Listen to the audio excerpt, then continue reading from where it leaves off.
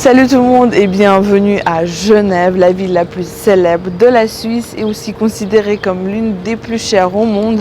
Mais dans cette vidéo, je vais vous prouver que même avec 100 € en poche, on peut la visiter, manger, dormir pendant 2 jours. Et bien aussi mon joker, ce joker j'aurai le droit de l'utiliser qu'une seule fois pour un montant maximal de 100 €. Donc c'est parti pour la visite.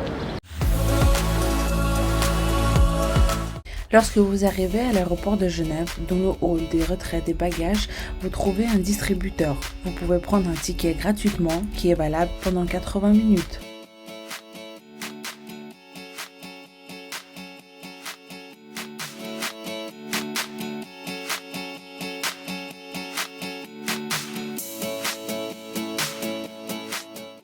À Genève, vous allez trouver partout ce genre de machine pour acheter votre ticket de transport. Mais moi, je vais vous montrer l'astuce comment l'avoir gratuitement.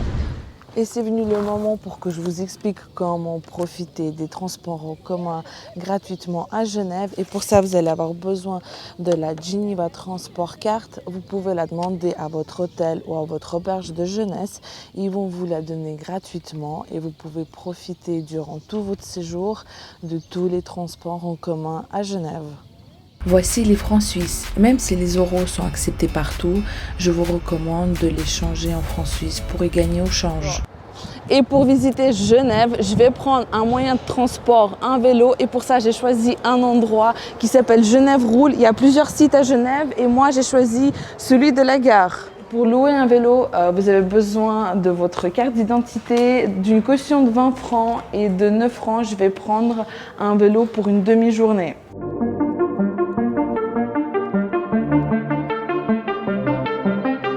Et maintenant que j'ai mon vélo, c'est parti pour découvrir Genève.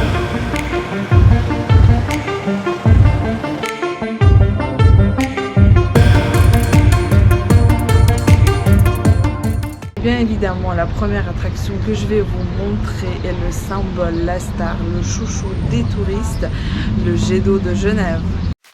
Une série de chiffres impressionnants qui méritent d'être partagés. 2 groupes motopompes expulsent l'eau à une vitesse de 200 km/h avec un débit de 500 litres par seconde. Il faut savoir que le jet d'eau ne fonctionne pas automatiquement et que ce sont des retraités volontaires de SIG qui s'occupent du bon fonctionnement et l'arrêtent si les conditions climatiques l'imposent. Saviez-vous que le jet d'eau a vu le jour pour des raisons techniques? Les origines du jet d'eau remontent au 19e siècle. C'est l'époque durant laquelle l'énergie hydraulique était une importance capitale pour le développement et l'économie à Genève. Et puis un ingénieur a eu une idée de mettre une fontaine sur place pour permettre d'évacuer l'eau. C'est comme ça que le géant est né.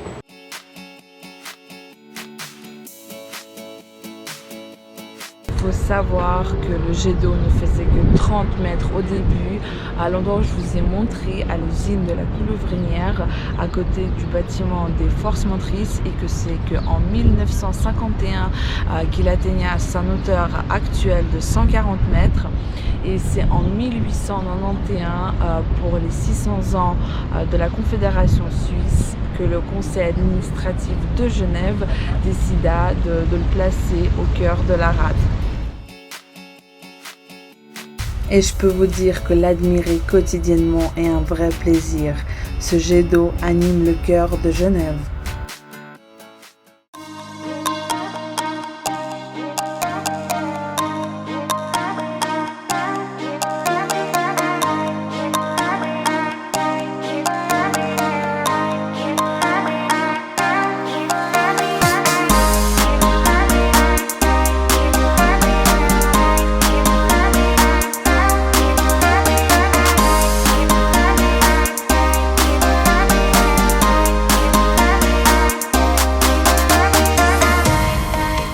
Actuellement devant la célèbre horloge genevoise qui est l'horloge Fleury qui se trouve au jardin anglais. Les flèches sont faites par la célèbre marque Patek Philippe et soit dit en passant, la trotteuse qui marque les secondes fait 2,5 m et est considérée comme la plus grande au monde.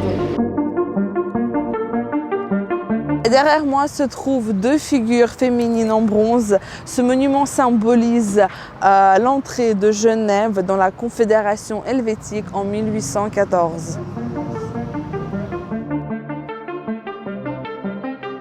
Et je me trouve sur le pont de Mont-Blanc, c'est vraiment un passage obligé, même si ce pont n'a rien de particulier, mais il offre une magnifique vue sur le lac et le jet d'eau.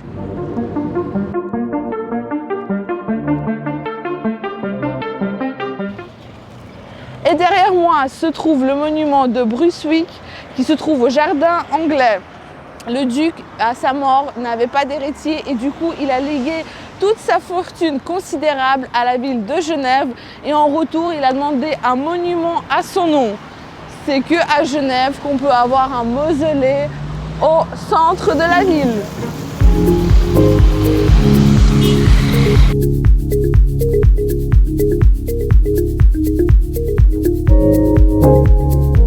En 1898, c'est devenu la dernière étape dans la vie de l'impératrice Sissi qui passa sa nuit à l'hôtel Beau Rivage. Cette ville est un paradis pour les gourmands et donc c'est impossible de la visiter sans passer par une chocolaterie. Et aujourd'hui, je vais vous montrer la meilleure chocolaterie de Genève qui est celle du Rhône.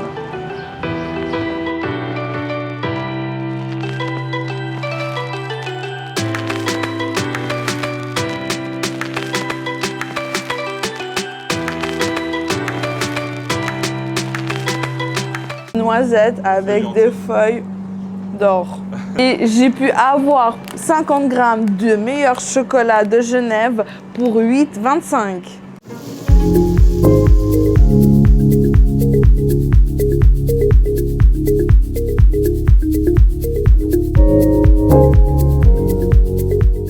Et je continue à vous prouver qu'un week-end à Genève avec 100 €, c'est possible. Et il ne faut clairement pas s'inquiéter pour de l'eau car il y a des fontaines partout. Par contre, pour manger, ça va être une autre histoire. Vous pouvez acheter à manger dans un supermarché comme à Cop City. Ou bien vous poser au bord du lac et manger quelque chose. Ou bien à la rue de Berne où vous avez beaucoup de choix entre le thaï, le libanais et les kebabs. Moi j'ai choisi du brésilien et je vous montrerai plus tard ce que j'ai pris. Et c'est le moment venu que je laisse mon vélo pour prendre une autre façon de voyager à Genève. Et ce sont les mouettes genevoises. C'est des petits bateaux qui permettent de relier d'une rive à une autre en quelques minutes et seulement avec un ticket de transport.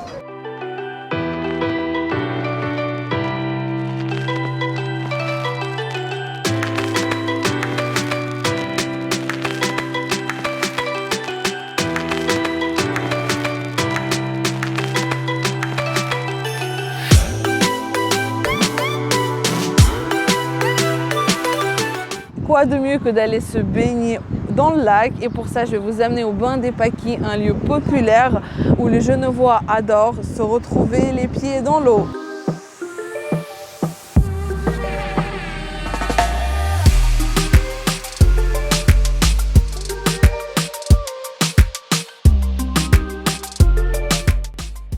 Et voilà ce que j'ai pris dans le restaurant brésilien, une tapioca au poulet. Je suis en train de bronzer et prendre un apéro et de manger avec une vue sur le lac de Genève. Quoi demander de plus? À l'intérieur, il y a aussi une buvette pour manger. C'est une cuisine simple et très bonne. Et Genève détient le record mondial du banc en bois le plus long au monde qui fait 120 mètres et 21 cm. C'est précis, c'est exact, c'est à la genevoise.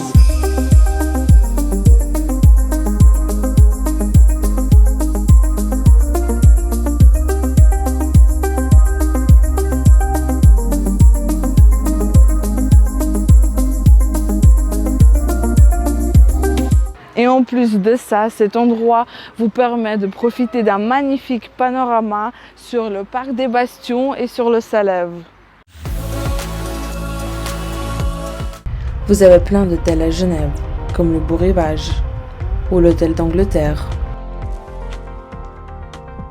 ou l'auberge de jeunesse. Mais moi, j'ai trouvé quelque chose de bien plus original, un camping.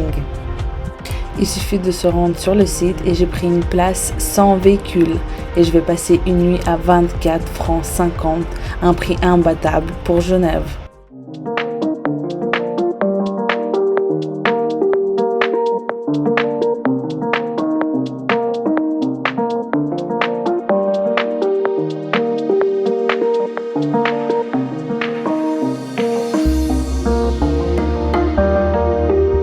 Vous avez même un restaurant sur place, une piscine et un stand pour louer un paddle ou un kayak.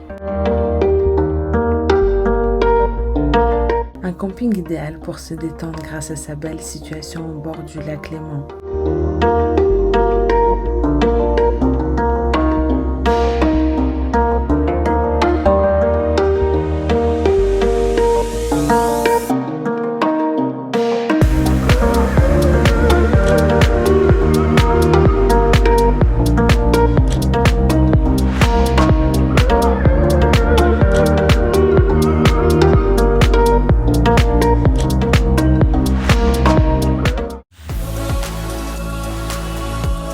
Bonjour tout le monde, comme j'ai bien dormi à ciel ouvert, à la nature, c'était calme, agréable et là je vais profiter de la magnifique vue qu'il y a devant moi.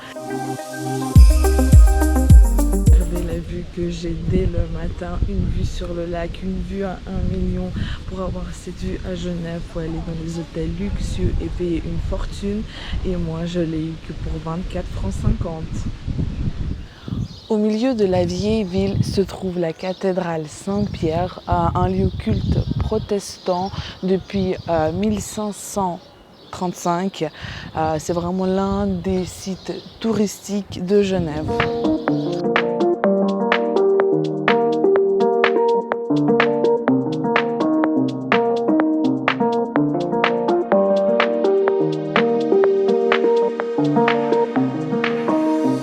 Ne manquez pas le site archéologique situé sous la cathédrale, où vous découvrirez les trésors datant de l'Antiquité.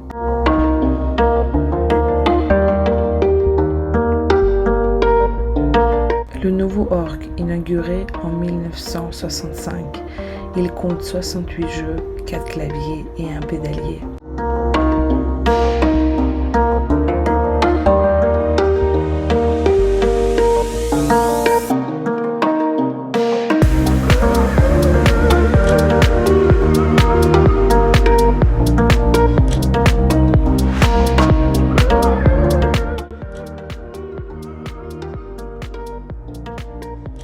L'effort pour monter les 157 marches qui mènent au sommet de la tour.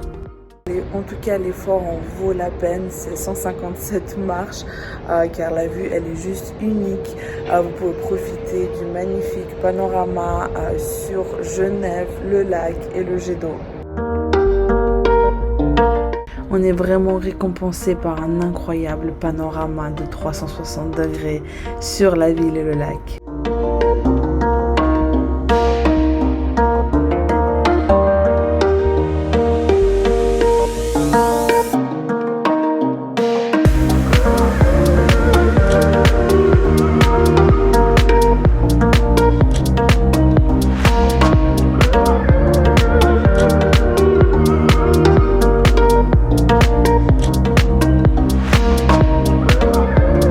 La tour nord abrite 2 cloches, la Clémence et la Belle-Rive, chères aux Genevois. Je pense que vous l'avez compris que Genève était la gardienne de l'héritage de Jean Calvin. C'est pour cette raison que je vous recommande aussi de faire le musée international de la Réforme. Moi malheureusement je ne peux pas le faire puisque l'entrée est de 13 francs et que c'est hors de mon budget, mais je vous recommande.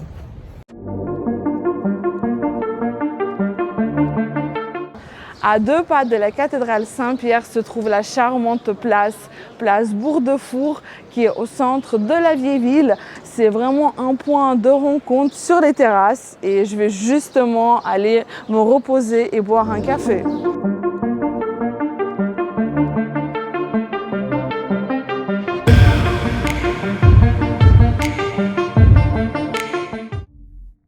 Rendez-vous ensuite dans les charmantes ruelles de la vieille ville. Lorsque vous visitez la vieille ville, vous ne pouvez pas manquer une collection de canons anciens et impressionnants qui rappellent le passé guerrier de Genève, une vraie atmosphère médiévale.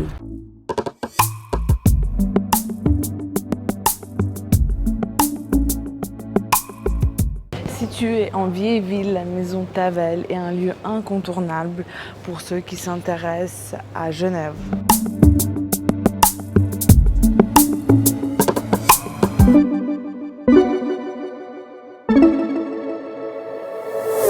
Je vous recommande vraiment ce musée, premièrement parce qu'il est gratuit, il se trouve en vieille ville et qu'il y a plein d'objets qui témoignent l'histoire de la cité et il y a un relief qui montre une vue d'ensemble de Genève dans les années 1850.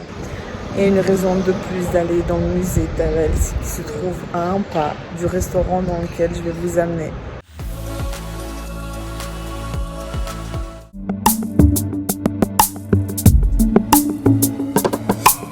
Et là, je vais aller manger un plat typique et pour ça, il n'y a pas besoin d'aller en altitude puisque je vais vous amener dans le restaurant Les Armures qui sont un expert en la matière. Je sais que dans chaque région, il y a sa fondue, mais pour moi, la meilleure, c'est la moitié-moitié vacherin-gruyère. Et pour l'améliorer encore plus, vous pouvez l'accompagner d'une assiette valaisanne. La fondue, on ne la mange pas, on la déguste, cette saveur irrésistible. Le parc des Bastions est le plus grand parc historique du centre-ville. Il est aussi le plus ancien et le plus majestueux et le plus fréquenté. Un grand espace vert en plein centre-ville. Les Genevois sont très attachés à ce parc. Le mur des réformateurs est construit pour le 400e anniversaire de Jean Calvin. Les 4 grandes statues de gauche à droite, c'est Guillaume Farel, Jean Calvin, Théodore de Bèze et John Knox. Ils sont habillés en robe de Genève et ont la Bible à la main. Et en haut, c'est écrit Post Tenebras Lux, qui traduit après les ténèbres, la lumière. Calvin s'est toujours opposé à la célébration des morts de la façon que pratique l'Église catholique et qu'il était enterré comme un genevois. À l'aube du XXe siècle, c'est devenu la mode de mettre les statues des grands hommes dans les jardins et sur les places. C'est aussi l'époque de la Tour Eiffel et de la Statue de la Liberté. Et à Genève, une question se pose, est-ce qu'on fait un monument pour Calvin? On ne sait toujours pas si ce dernier aurait apprécié, mais les protestants voulaient réaffirmer la foi dans la cité et ils ont trouvé la solution de faire un monument non pas à Jean Calvin lui-même, mais à la réforme calvinienne.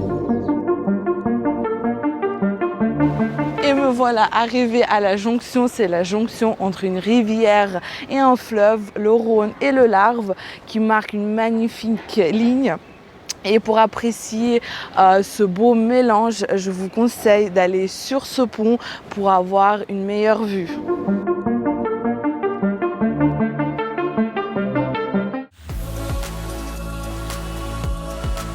Et derrière moi se trouve le musée de Patek Philippe, l'un des plus beaux musées sur la montre dans le monde. C'est vraiment une visite à travers le voyage des 500 ans de la montre. Vous pouvez admirer l'évolution technologique et artistique. C'est vraiment un musée impressionnant avec une collection fabuleuse, des chefs-d'œuvre horlogers. Il y a une visite guidée en français, si je ne me trompe pas, le samedi à 2h, mais je vous conseille de regarder les heures des visites sur leur site. L'entrée est de 15 francs, c'est pour cette raison que je ne vais pas pouvoir y aller et en plus de ça, j'ai pas le droit de filmer à l'intérieur, mais c'est vraiment un musée que je vous recommande.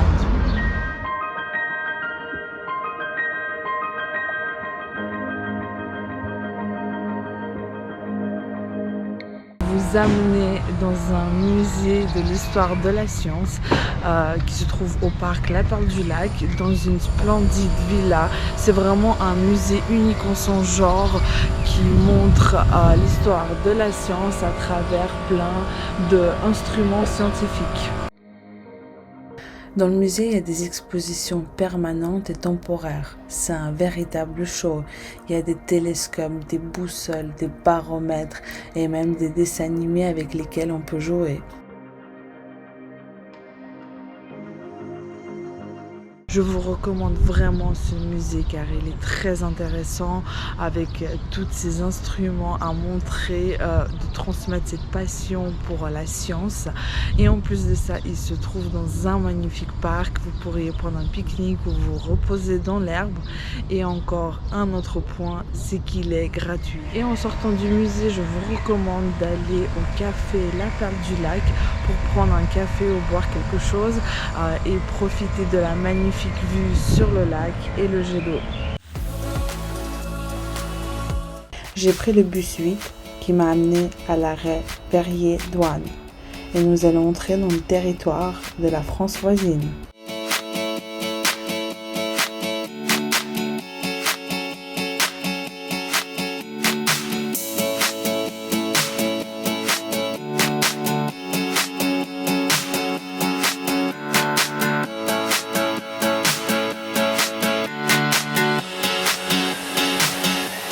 Et me voilà arrivée devant le téléphérique pour monter au Salève, mais je vais pas le faire de cette façon puisqu'un aller-retour en téléphérique coûte 12 € et que c'est hors de mon budget.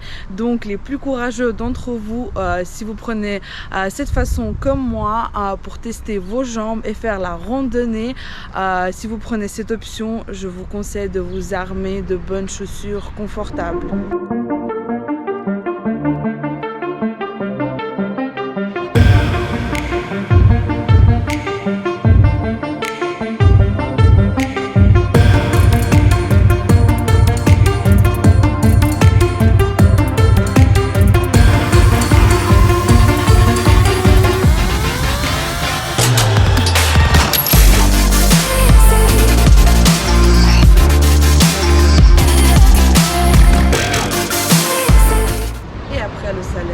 Que je me change et me voilà toute changée, prête pour continuer ma visite à Genève. La rue du Rhône réunit les plus grandes enseignes pour combler toutes vos envies. Avec les noms mythiques des marques les plus prestigieuses au monde, Vacheron Constantin, Patek Philippe, Rolex, Piaget, Audemars Piguet, Cartier, Chopard ou encore Franck Muller. Tout le monde est au rendez-vous.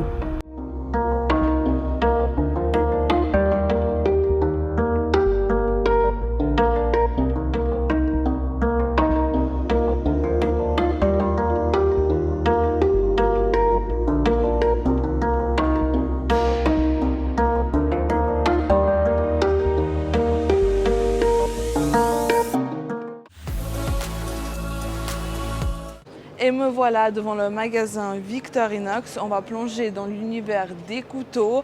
C'est vraiment un symbole made in Suisse.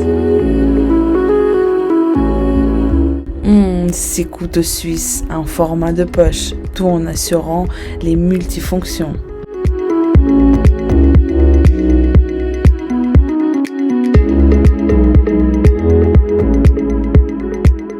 Et quoi de mieux que de faire son couteau, de mettre la main à la pâte. Et je vais le faire dans un petit atelier authentique au centre de la ville. L'atelier se déroule sous l'œil et les conseils avisés d'un vendeur. Et c'est parti pour l'assemblage d'un couteau Spartan, le modèle standard et sans doute le plus connu.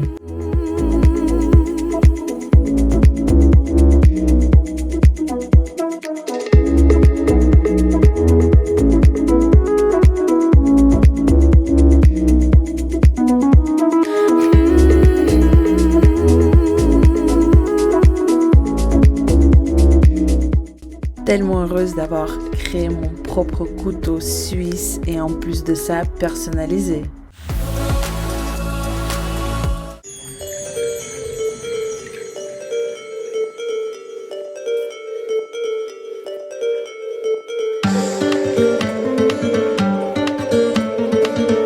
là, je vais monter à la terrasse en haut.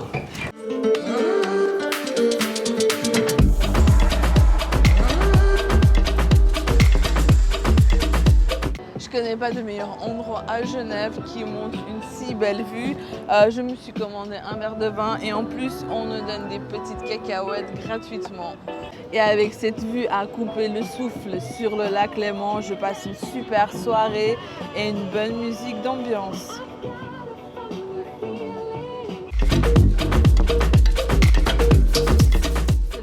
Pour terminer ma vidéo sur Genève, j'espère qu'elle t'a plu et que tu as pu apprendre grâce à elle mieux Genève.